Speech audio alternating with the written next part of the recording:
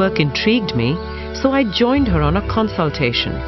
Anna was invited by Monkeyland, a free-roaming sanctuary for rescued monkeys and lemurs.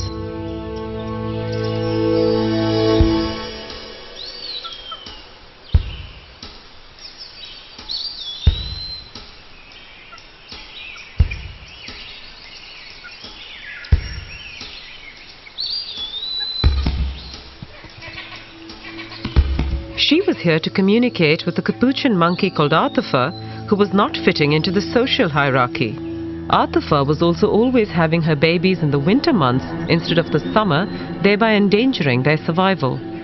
I spoke beforehand to the curator Christian and asked him to tell me something about Arthufur that only I would know and not Anna.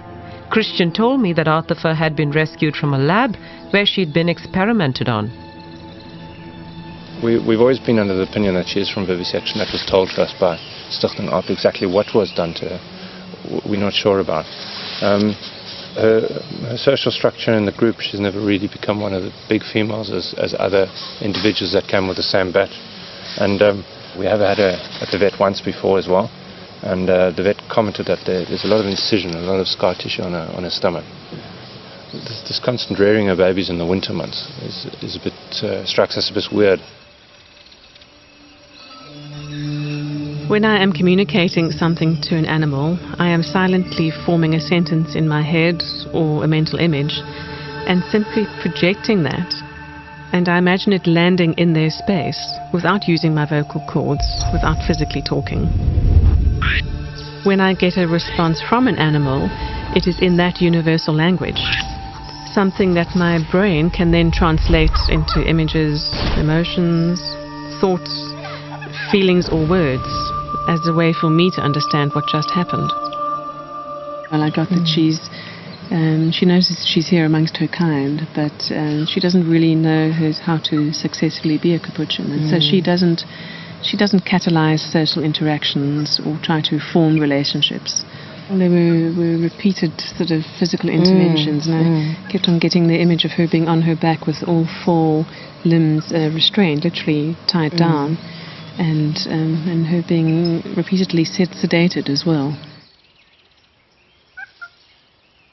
I just picked up again a slight tummy ache, getting the solar plexus pain, but it felt old to me, like scar tissue related. Not, I got that she's really quite healthy now. The scars that Anna mentions on the capuchin, these aren't scars that you can see on the monkey. I mean, these are scars that are buried beneath her fur. You would need a scan to be able to tell she even has them. And I know that Anna knew nothing about this capuchin. Only I had information on her because Christian told me. And often our awareness goes straight to the area of the body where they are having a problem. They show us that right away. But they again show us from their perspective how they are experiencing that physical sensation. So one can tell the difference in the quality of a physical sensation or a pain.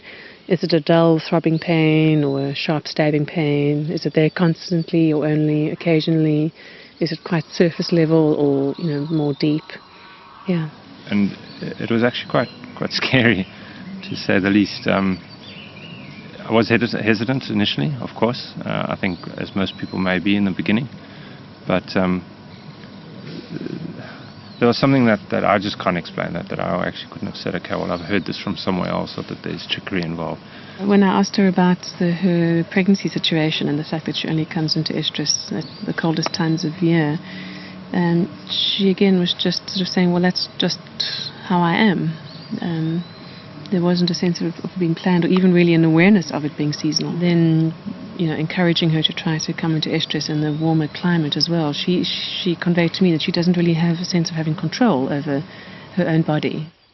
And Christian seems satisfied with Anna's communication. I definitely accept it, and I think the most important thing that I heard out is that it's actually her choice.